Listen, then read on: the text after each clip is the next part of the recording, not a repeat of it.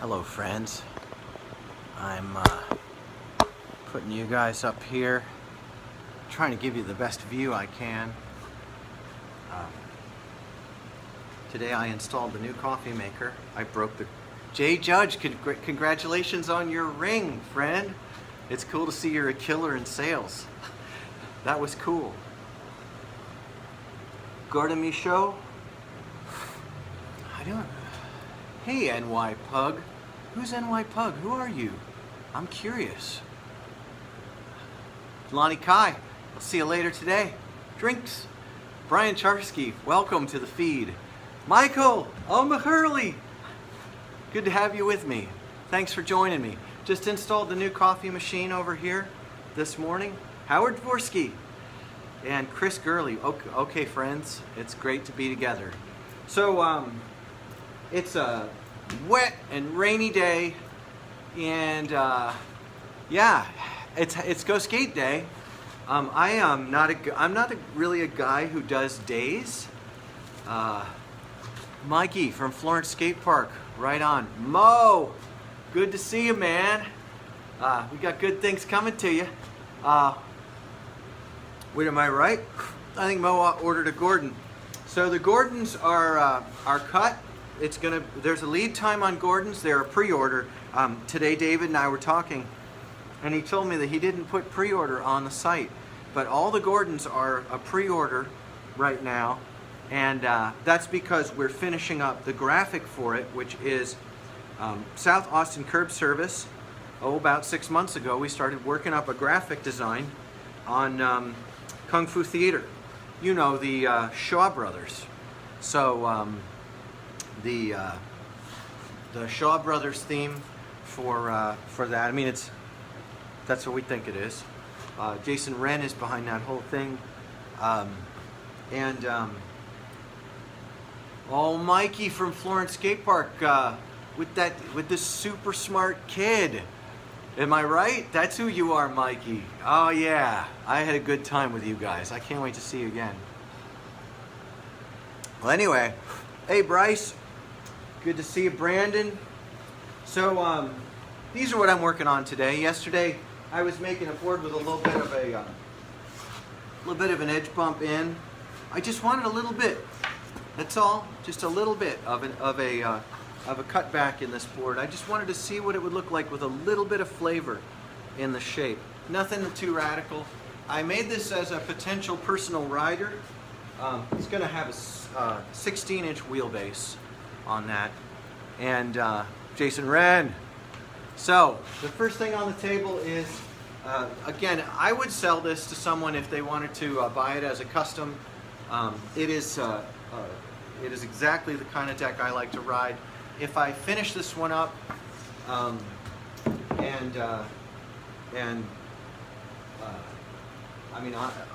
stock it away as a personal rider, because I usually don't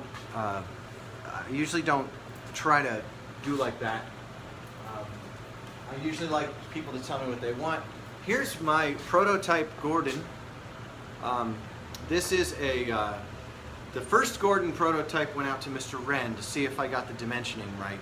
This is and so you can see it has a nice square tail and nose. It's got and it's on a 14.5 inch. Oh, I don't do custom graphics. No, sorry guys. No, we only run stock graphics. Although now you can choose from 2 drop downs of stock graphics, and more coming soon. It is no, Howard, I'm not riding that skater build. I'm saving it. It's actually sitting in my house, inspiring me every day, because it's like a 5-ply or 6-ply with Formica. And I looked at it and I thought, my plan for Formica is to do a double fiber layer under the top and bottom layer. So that's 2 layers of fiber and Formica on a 5-ply and a 6-ply construction. Should be really, really strong, as well as flexy. So I'm glad you liked riding that. I do like the board a lot. And I'm humbled that Jay Smith sent it to me. But that Gordon is a really sweet plank. Haven't ridden that one yet because I'm so hooked on my personal rider, which is a, you guys have maybe seen it around, is a ditch dagger. And yeah, Uncle Wiggly is really cool. So really quick, I want to answer Mikey Pug, New York Pug's question. Doing graphics is a whole other craft, and what I'm happy about here is I got the laminate quality check, starting with the concaves and the dimensions of kick and all of the stuff that goes into feeling where your feet are on the board and getting the kind of leverage and fulcrum that it takes to enjoy riding a skateboard. I feel very happy and about getting, dude, New York Pug Mikey, hit me up. Come for a shop tour. Come in here and let's make you something that you really love. I definitely am excited about that. This guy, Mikey from New York, is not only is he a super cool dude, I had a great time skating with him, but also his kid was with him. I don't remember how many kids he has, but this kid is super smart and hilariously intelligent and super savvy on online and internet and all that, and I just was like super stoked on him. So, hang on, popping my back. So yeah, this custom came out today. I got a bunch of Gordons that are for the pre-orders that have already come in, and I've got some 8.5 panheads going to House of Pawn, HOP, going down to Floyd Howard Pruitt in Bradenton, Florida. Got 4 of these. These are not drilled or finished yet. And I've got 4 of these, which are 825 bull noses. I call my popsicles bull noses because they tend to have a nice nose on them. I mean, they're just, I like the nose. I don't make a small nose on my popsicles. And House of Pawn is getting another box of 8 coming out, and that's what's going on. You can see the rest of them are sitting back there. And then I've got somebody's getting a nice knucklehead. You know who you are. I believe that one's going to, well, I don't want to mention anybody's name online because, I mean, they didn't ask to be, you know, doxxed. But this one, I wanted to talk to you guys about this. This is a board that got returned. I was sad, and I'll tell you, I was really sad. This board was returned. It's a long classic, and its wheelbase, it's long. And this board was not to the liking of the customer.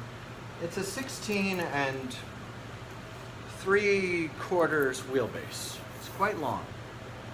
And if somebody would like to hit me up in the DMs, I'd be happy to sell this to you and ship it out to you. Its grip is actually only dusty. It's not dirty. This is fingerprints of sawdust. And it had a pretty rough grip job on it. The grip, the customer had gripped it, and the grip went all the way down the sides. So I had to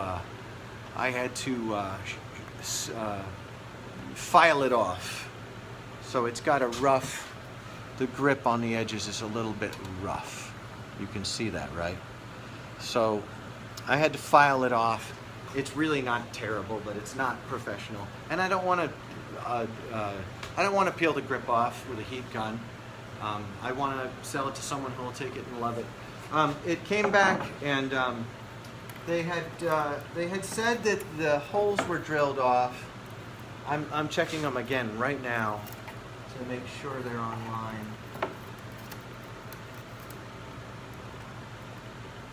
And you know, here's what I tell you guys all the time. Every maker who makes skateboards does everything they can to make that skateboard absolutely the most bestest. Hit me up in the DMs. We can talk about this deck and whether we want to make it complete or like that. But this, when you're drilling the holes in the top and you're bolting them through, and you got the holes in the base plates and all that, the whole system shakes around and self-levels. And there is, in all skateboard manufacturing, a fairly large margin of error. If you went to a skate shop with a straight edge, and you went to every board, and you went through the factory-made boards, and you put this down there and looked for any differences and variations that you could find, you're going to find some differences and variations. This one has almost none at all. Like, it's good. I really don't think these holes are bad. And here's how I test it every time. Have you guys seen this? Because it's underwhelming. So, my dear friends, prepare to be underwhelmed. It's about to go down. My super high fidelity. Man, my back gets stiff. What's up with that? It's like I'm standing on my feet for hours at a time. So, you take a base plate, you put some hardware in it, and what you want to see is, will it go in easily? Will it shake on the board? Will it come out easily? Now, going in easily can be hard when you just finish the decks, because a lot of times there's a little bit of sawdust flap on there, what we call the hanging shad, right? But you want to see if it goes on easily, if it comes off easily, and on this deck, we've got it. It's just fine. Now, let's pretend you have a favorite skateboard and you go, well, you make a skateboard and it doesn't go on quite as easily as you wish it would. Well, drop this thing in there and take your little buddy and you go north, south, east, and west.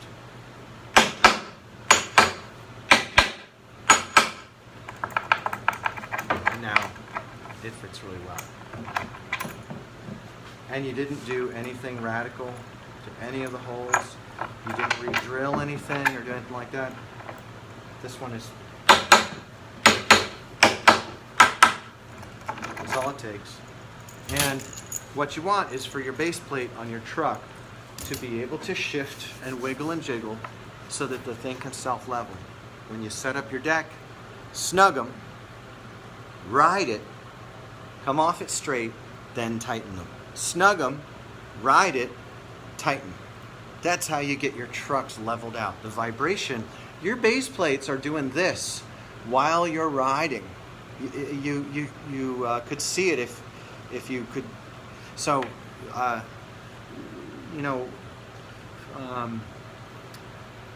kind of flexes the head, because it's not like you think. It's not a space age type of tolerance. It's a more generous tolerance. And all my boards are countersunk on the tops. You got to snug them, then ride it, then tighten till they're flat across the tops. This board did not get flat across the top, tightened. It barely broke the grip tape. And much love and respect to everyone who buys my boards. And I'd love for someone I'd love to rehome this board. It does not even have a spot of wheel bite on the deck. There's nothing. And I'm even going to go ahead and reshoot the bottom surface, even though the only scratches on it are probably just from being around the workshop. So I'm gonna be happy to see this one rehomed. So 16 and 7.5 wheelbase. Width on it is 9 inches at the trucks. Yep, 9 inches at the trucks. The dimensions are on the site, and this is available. Help me rehome this buddy here. It's ready to go. And I'm even going to put it over on the spray table over here right now. Let's. I can't move you too far. So it's going in paint even now. So yeah, Tim Schaefer, a master skateboard builder, who's too smart for this business. Tim Schaefer just commented, "Don't assume trucks are level either." Guys, with independent trucks now sourcing fully Chinese, we have watched the machining on those trucks become abysmally low quality. And I'm not sure that the kingpins are level or anything. I mean, all bets are off when it comes to quality on Indy trucks now. And please, hear me with balance. Almost all the trucks out there are made from multiple non-US. So, and bushings are ridiculously imprecise as well. I mean, one of the things about bushings is it even the same durometer all the way through? But listen, none of this mattered very much in the past, and it won't matter in the future, because you are the magical ingredient that makes your skateboard rad. No matter what shape it is or brand it is, no matter what your components are, you are the one that makes your skateboard rad. Let me show you something I see when I'm talking to you. I want to show you this. So from where I'm standing, do you see who's standing right in front of me? What is he riding? He's riding an oak plank board with no kicktail, no nose kick, and trucks that were barely able to turn.